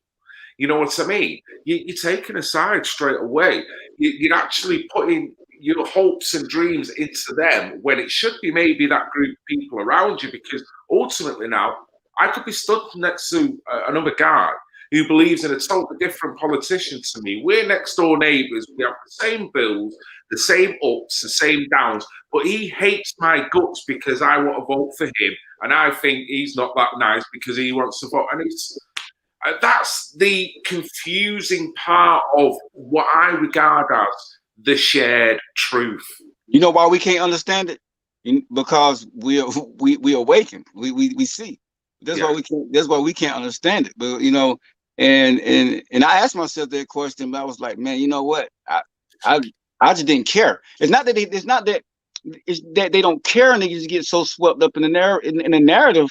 And the way to get someone to conform to something is to get a bunch more people to conform to it. So now you don't want to be the outcast. Yes. So you sit back and you just like, I'ma just shrug along, you know. And I'm telling you, we're in a situation now, so we have a choice. And we either going left, or we're going right, or we're going straight ahead. You know, but see, we limit our choices. Our choices is given to us. If you send me to the store, and I want some jelly.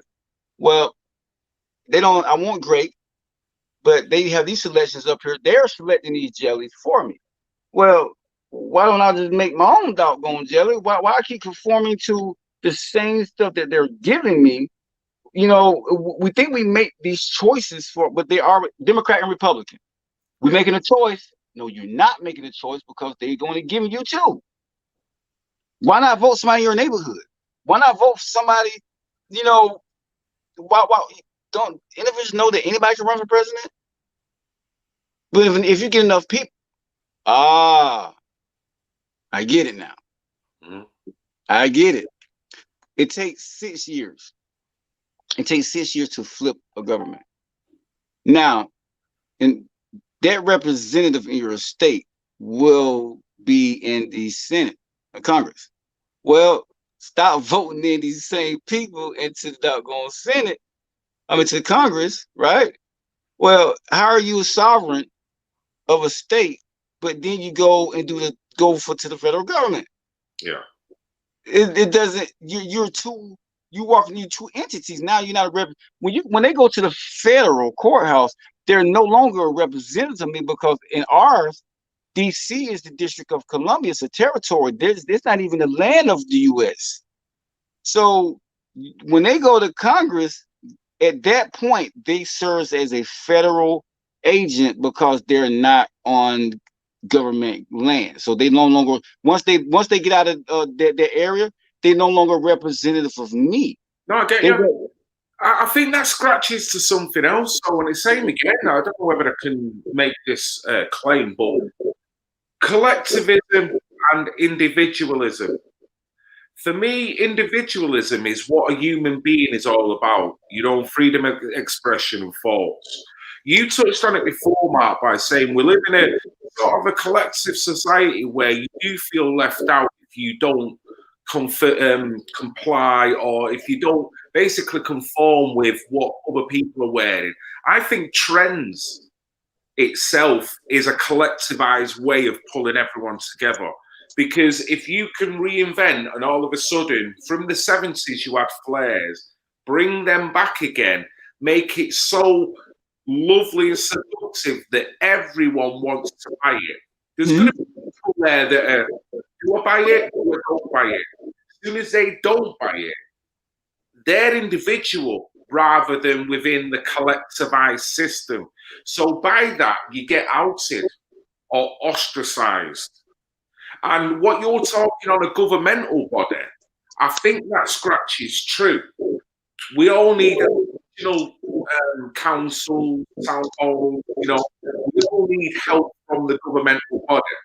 But what you're explaining about the federal government, almost saying it like, well, that is the federal government is a collectivized system.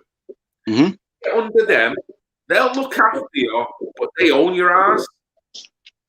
By that happening, you've lost your identity and you've lost your individualism as an independent state to some degree. There might be a veil of having independence, but ultimately, you're singing the song from the big boys up here, the collectivized system, which spells against to why a lot of people don't like big government or the idea of big government.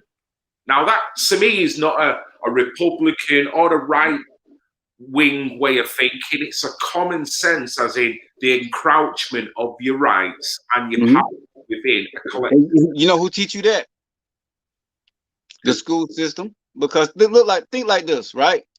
You got a central authority up in the top of the classroom. Now, everybody has the same problem. Everybody has to do it the same way, right? Now, one student may identify with the teacher based on their learning pattern.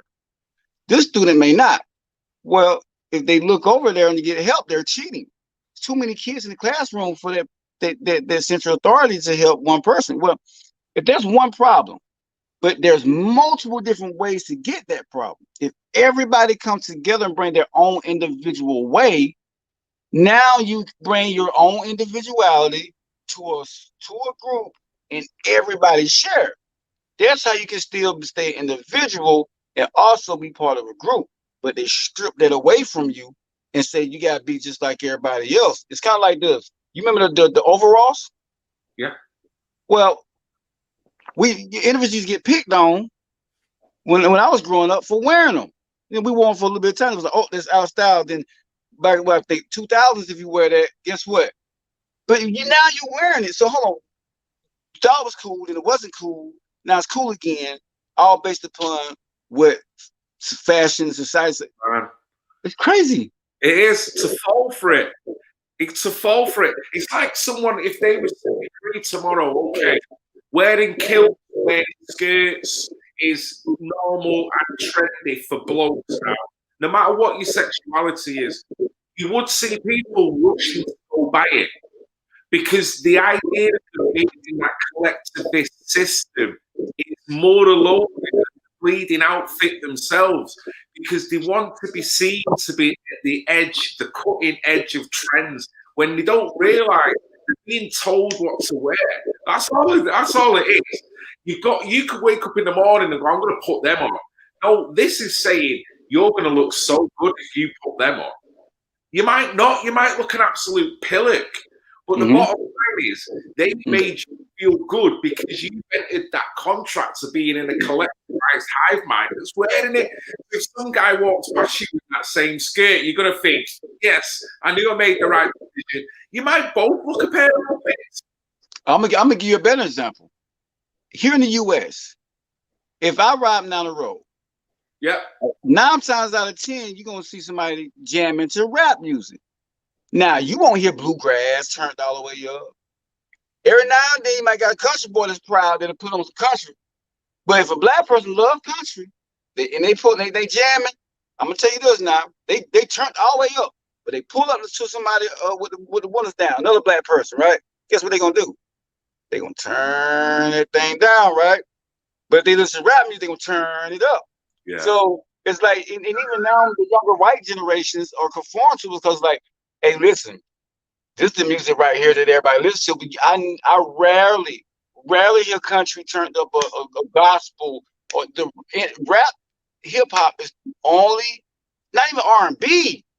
It's hip hop is the one main music that's turned blasting. Man, and when you think of that, Mark, I mean, I don't know how you feel. I mean, we've actually committed. I hope you agree that we're going to do this regular. I think we should once a month talk about various issues, and we'll have multiple guests on as well. It'd be brilliant. And if people you know from your side of the pond that would like to come in on, mate, yes. Just having this troubleshooting thing going on. I think we can bridge the understanding of humanity because I'm tired of these countries being so separated is only way I can know you is if I live there. You know, we need to use social media, actually use social media, not let social media use us. Yeah. So if we have a way to connect, but we still choose to stay in a box and let the algorithm tell us what we watch. You know, so if we use social media to reach out and go, let's say we get somebody from Australia, let's say we get somebody from Africa or whatever. Now we can start learning about different cultures without learning from a book. You know, narrative from that country. Yes. Totally get it. We're on the same page here, brother. We really are. But we're going to have to cut this short because it's been on for quite a while. But I want to make sure it stays interesting and we don't go too long. Not many people watch streams all the way. Now, what time is it there? Because I had my time. I thought it was a 5 o'clock. Well, it's what 4 o'clock here. It's 9:45 at night here now. Oh, I thought it was 3 hour difference. I'm sorry about that. No, mate, don't apologise. It's been fantastic you dropping on. Both of you, I'd really love to thank you. One question. I'm going to put it with DJ77. I'm going to put this question to the pair of you. I would love it if Yvonne spoke first on this. This is the question, Yvonne. What would it take to stop it and change things? What would that, because you keep breaking up? Sorry, there's been a question here. This is going to be the last question set to both of you. What will it take to stop it and change things? A shift in humanity. We've got to hit a level. We've got to hit a level. I mean, like, that's the only thing I can say that's going to change things, and it's a shift in humanity. And unfortunately, I just can't see anything getting better. I can see things getting a lot worse, and that's when humanity will shift. Because you see, what's going to happen, especially if there's any kind of food shortage or blackouts that happen in England, you're going to have your next door neighbour that and you just think, oh God, I could waterboard her on a Saturday night. Them kids are screaming. But eventually them kids are going to be screaming and they're going to be hungry and you're going to want to feed them. And that's where your shift of humanity will come and people will genuinely come together. But unfortunately, I think people have got to drop a lot level. There's got to be more levels that get dropped. People, you look at what happened. A 90-odd-year-old man got arrested and everybody talks about it like it's a McDonald's restaurant menu. Do you know what I mean? Sorry, Yvonne, did you hear about that, Mark? We've had a succession of protests in this country because of the lockdown measures. And the guidelines are, I can currently get the guidelines for you, but our country is pretty on top in terms of how draconian the current guidelines are. And basically, so we've had a lot of protests that has been going on because of it. And it's indiscriminate on how and who has been arrested.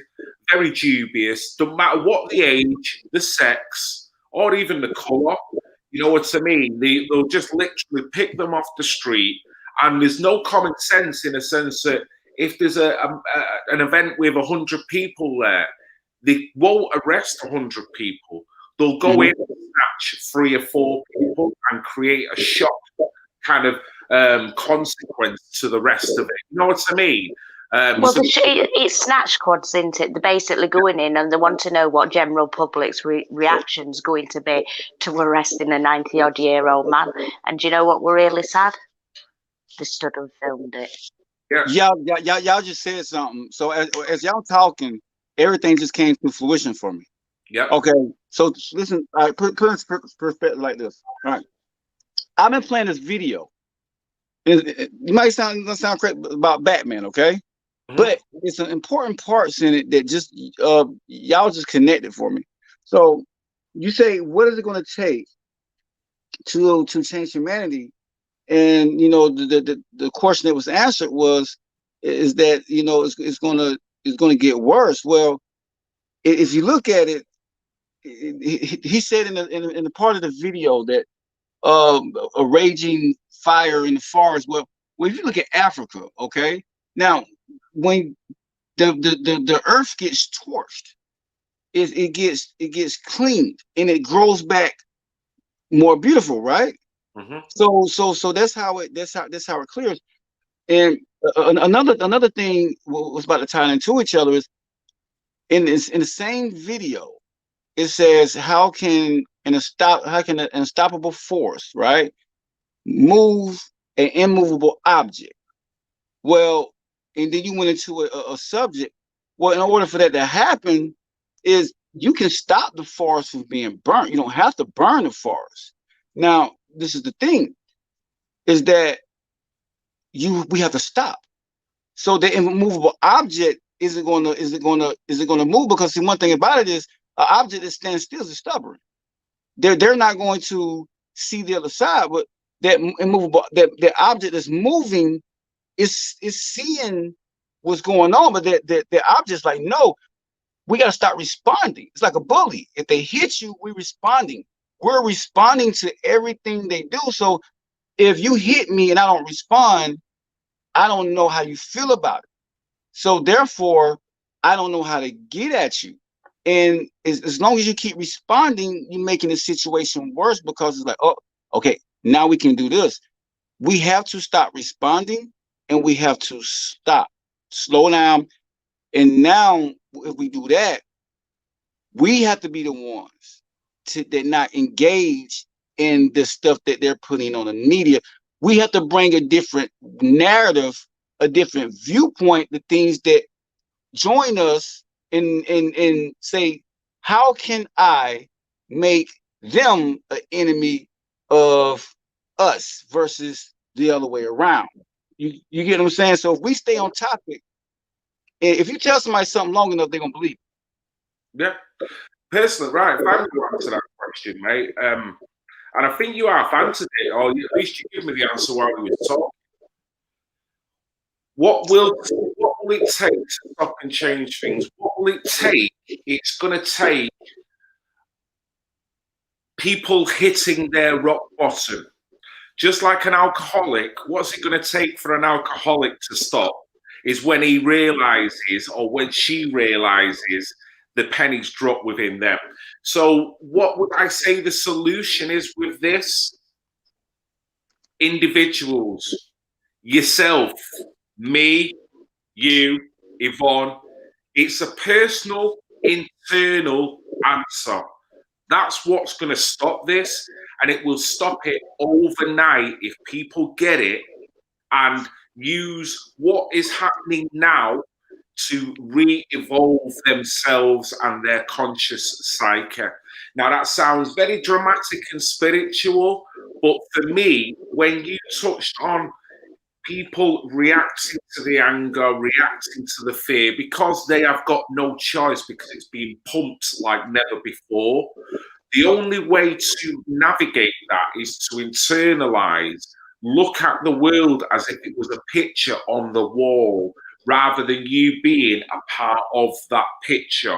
And your decisions will become a lot clearer and probably a lot wiser and cautious as well. So it's us. That's the simple answer. It's us. That's how we change it. We treat a video game life more than if we have one life on a video game, we're going to take care of that life. We're going to make sure we do everything. But our life, we don't do our life like that. So, it's, you got a point there. I honestly think that we can do this.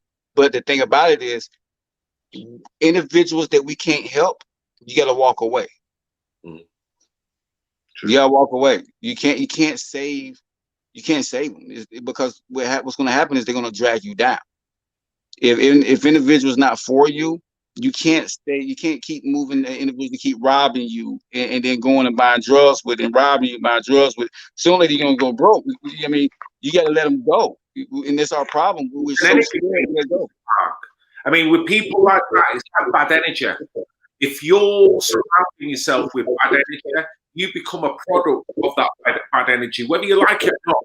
Because there's only so much you can take, and we've all been. We've all had it. Yvonne and I have had many chats about this, and we've all had bad experiences. And we know when we're in the company of energy that gets the wrong side of us, brings out the bad in us, or they, you can actually be a negative way towards someone because there's so many. So it's chemistry. It's true. The laws of chemistry, if they look at that, that's how we move. If that energy, if I take that energy, a group of people, And we already made. All I need to do is light a firework or throw something, and what that's going to do is it's going to set everything off because the energy is already building. So you got to separate the energy. You can't. When you heat up atoms, what they do, they group together and they move faster. But if you cool them down, it slows down and spread them apart.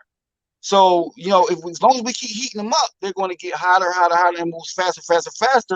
But if you cool them down, they're going to slow down and they're going to spread apart.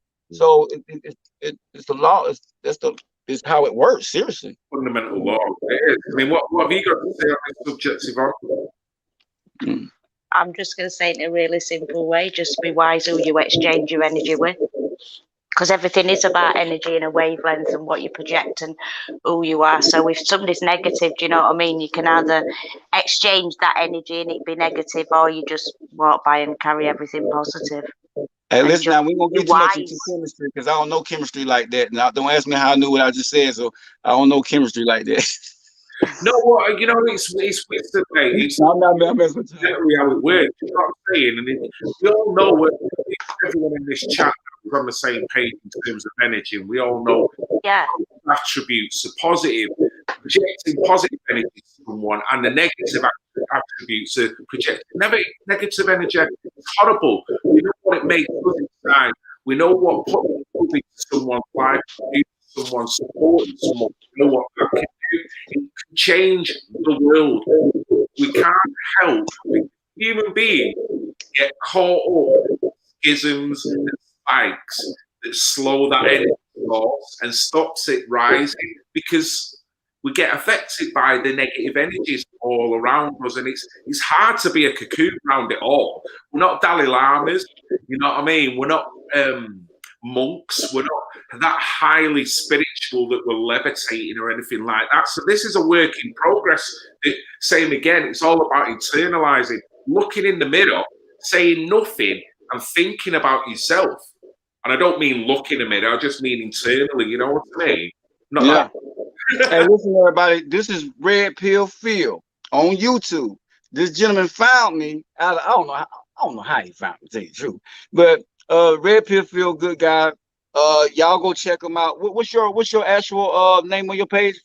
My name on my page is Red Pill Phil on YouTube, mate. I've also got BitChute Red Pill Phil, and I've got 2 Facebook channels. But predominantly, me YouTube is the biggest traffic. Red Pill Phil. So I'm not gonna post this on my page, y'all. I'm gonna wait for Red Pill Phil to do his thing, and then we gonna do it right. Now, what's your page again? Red Pill Phil. Not you, Phil. I don't have a page. This is my first live feed. Phil's actually been trying to get me to come in these live streams. And we had a chat today, and I was like, do you know what, Phil? I'm going to give this a bit of a go. Where's Tony and everybody at? Can I just say, considering Yvonne is for the first time doing a stream, don't you think? And I didn't have any clue of what we were going to talk about. It's not like I could do any research. I could get to ask great questions. I was just thrown in deep end. I thought you was like a CNN reporter or something. I was like, Ray, who you don't sent me over here, man? You don't set me up. So laying out, and you know what comes? It's just being natural, forgetting about your surroundings and just engaging, and it just comes out. You know, people often say, I mean, this is I guess we'll all relate, that I guess a lot of people are shy doing this. A lot of people feel that they haven't got confidence to do this, but to me, it is easy if you shut that out in your brain and concentrate on the person that you're talking to. Engage in a natural conversation with that individual, and that'll all go. And before you know it, boom, an interview. We need to get these clowns off of YouTube. They're doing the same thing that these news stations doing, just reporting and ain't not doing no unity or no type of, like, I mean, they're just reporting the same stuff that the news doing. And I'm just saying, like, you know, we need to program into it. That's what they're doing with news station. It doesn't even matter what country you're in. It's all predictive programming, and it's all saying bullshit. Well, I'm holding people accountable. I'm calling people out. I've been calling people out. If you don't do right, you're gonna shut down. because see, the first thing we got to do. We got to have the courage to call people out and say what you're doing is wrong. Hold people accountable. Say and let people know. But we feel like it's stopping somebody. I know, but then all you do then is you concentrate and you just go down that dark rabbit hole of trying to get people to accept accountability and hold people accountable instead of, concentrating on being united and bringing people up and lifting that humanity level that needs to come. And hey, listen. Yeah, no, there's a point there because we've a little bit. I'll be honest with you, Mark. There was a certain time when we felt that there were certain things that were not going right in the movement. Like anyone else, you start pointing fingers. Why are they doing that like that over there? Why are they? What you find is you then create a lot of animosity that grows around. That's true. And by doing that can sometimes take the energy off you actually wanting to do anything productive because you end up fighting a load of battles that people don't quite understand what you've just said. And because they're blinkered, they're so supportive of the person that you've just kind of slated. And the only thing that happens is both organisations, both opinions get discredited. Yeah, it ends up in a fight. But what we've learned is literally just move forward on your own agenda on how you see fit. And we were saying it earlier today, mate. It's a case of do. If you want to be the change, be the change. But it means doing to be the change. Show people. I got a project for us. I want to understand this too. Yeah. So, and y'all got a doggone good point. And this goes back to the low poverty areas. Now, at what point do you hold people accountable, and what point do you not say anything? Because if you see something going on in the neighborhood or whatever in your area, and you know it's wrong, and you don't say anything, and then now it blows up. And now, I know, but the difference between holding people accountable, it's like holding politicians, and I think that they've got that narrative of holding people accountable. But if you're walking down the street and you're seeing somebody being attacked or somebody being raped or something like that, then it's a can't do it right thing, isn't it? And that's you need to call police or you need to call for help. And you know what? That's not holding somebody accountable for the beliefs or do you know what I mean? That's just sheer reality, real life. What's happening? Do right thing. It's I can't understand why people not no petty, camera out and film it. Stuff. Yeah, not no petty stuff like you just doing. You know what made me? I guess I got angry because during this time of uncertainty, and individuals really don't understand how serious it is. When I see people take advantage of people, like literally take advantage of people, it made me mad, because you were doing something, using people's emotions and leading them the wrong way intentionally, and I guess I just couldn't sit there and just be like, now I'm not going to keep repeating it and drilling it, but I'm like, listen, that's wrong. And when you lead somebody the wrong way like that, that's a dangerous path, and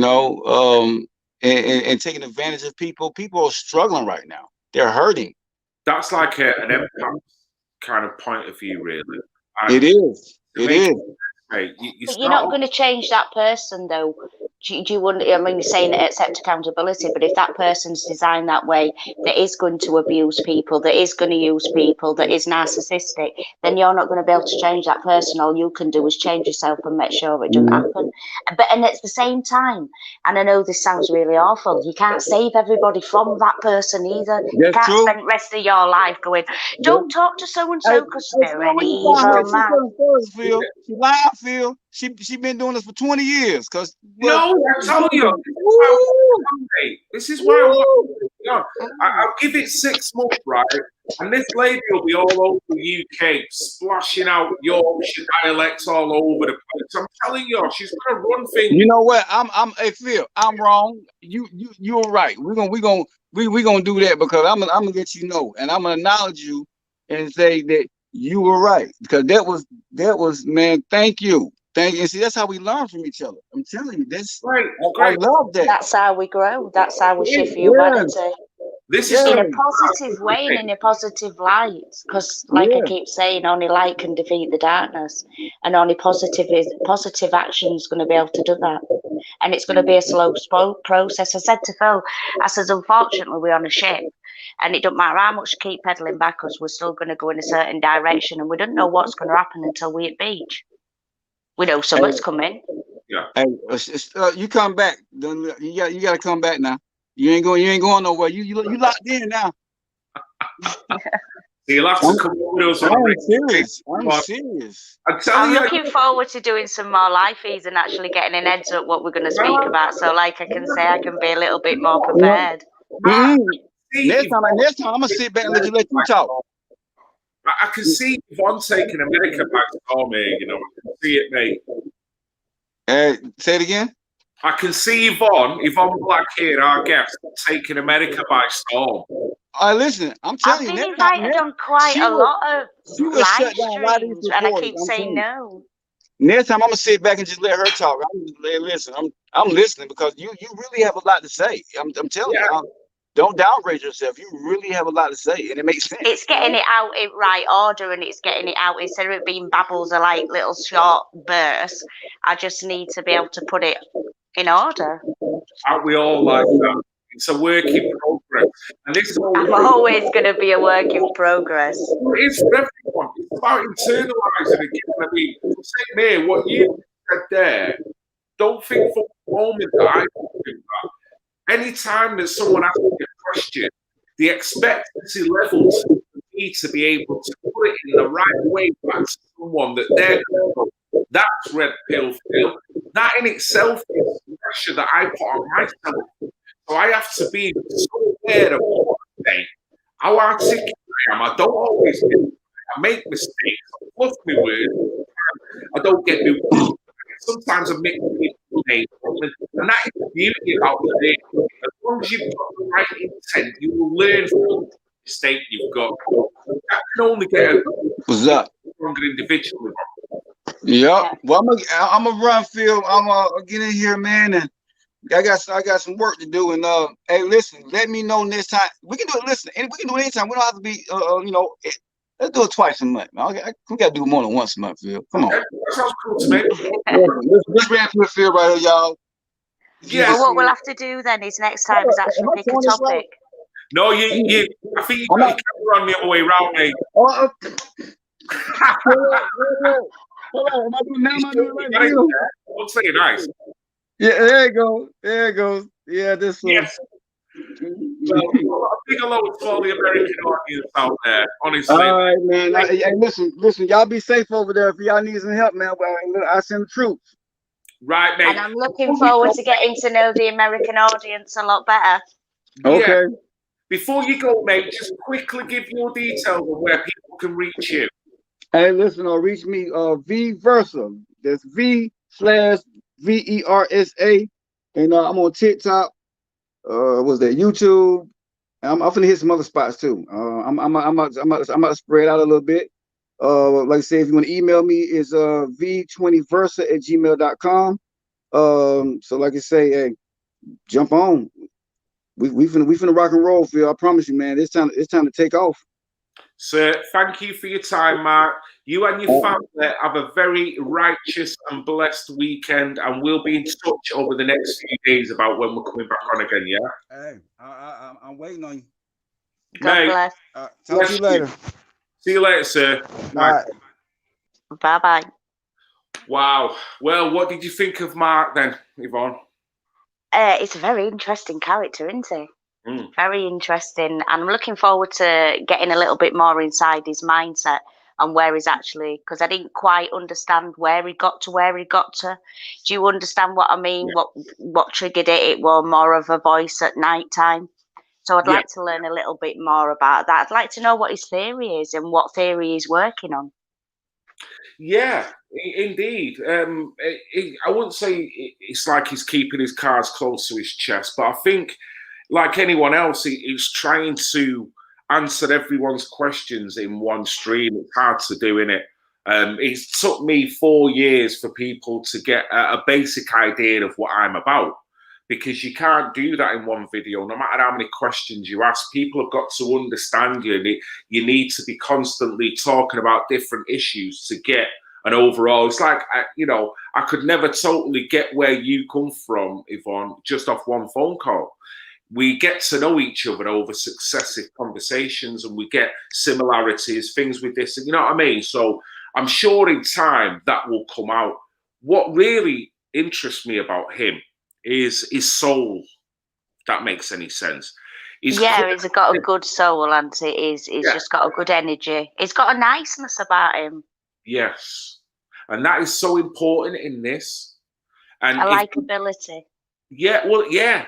But as a trustability thing as well, if you've not been corrupted and you've got that mindset, that is a person. Kind of innocent, isn't it, as well? Yeah. So trusting. Because I know whatever he does, I've got faith in what he does. And I know he's not doing it for nefarious reasons, trying to make money. He's just got like an empath. He said it before. He hates people. He's trying to make sense out of chaos. Aren't we all? And we know he's got the right ideals behind him. And if you don't like people being taken advantage of, then what's going on in the world today is the biggest advantage power grab that the world has ever seen. So no doubt it has activated a lot of light people to battle this dark energy, Yvonne. You know what I mean? Well, like I say, it is a spiritual battle, isn't it? Do you know what I mean? So it is, Yvonne. But listen, Yvonne, I'm going to call it there because I better go up to the wife and go and say hello. Listen, thank you. I know, I'm going to go and get a cup of coffee because I've not had one for about 2 hours. Oh, honestly, you need to get the kettle next to you next time and just, so we've got constant breeze. I know, but all you're going to hear is a bubbling at kettle, do you know what I mean? And then I'll get accused of other things. Oh, Jesus, let's not go there. Listen, thank you. Thank you for everything. I know I've thrown you in the deep end tonight, but look how good you've done. I'm looking forward to talking to other people and actually knowing what topic is and doing a bit of research and finding out what's what. Excellent. So, Yvonne, good night. You have a great weekend. You stay safe, and we'll be in touch next weekend, and we'll have a good old natter. And just like they do in America, good night from Yorkshire. Stay blessed, Yvonne. See you later. Blessed be the fruit. Oh, wow. Wow. I'm getting bad feedback. Am I still getting bad feedback? I hope I'm not. I didn't have any headphones in because I just didn't. And I thought I was playing some video clips as well, which sometimes don't come across well when I put my headphones in. So I hope it's sorted itself out. But I'm going to get going anyway. I'd just like to say a big thank you to Mark and to Yvonne for their time and their thoughts as well, currently on what's going on. It's been brilliant. Thank you to Katie Jane Swallow and all the affiliates. Thank you to any moderator that's been on, whatever work you've done. And thank you to people for taking the time out. And thank you to all those people who are trying to spread the light in these dark times. I think you can only fight the dark through light. I do truly believe that. And hopefully it will prevail as well. And even if only for your own state of mind and balance, it is better to stay in the light than in the dark. So with that, guys, I'm going to thank you all very much. All right, okay. No problem. I'm going to thank you all very much. Thanks to Yvonne. Thanks to Mark. Thanks to every single person that's come in. Please like and share this. It was on childrenmatter.news. Soon to be put up on my Red Pill Phil channel on YouTube in about a week, 10 days time. So thanks a lot, guys. Have a great weekend. Enjoy yourself. Stay blessed. And remember, I love you all. I love you all. I love you all. I love you all. I love you all. I love you all. I love you all. Even the pissing haters. I love you all. I love you all. I love you all. I love you all. I love you all. I love you all.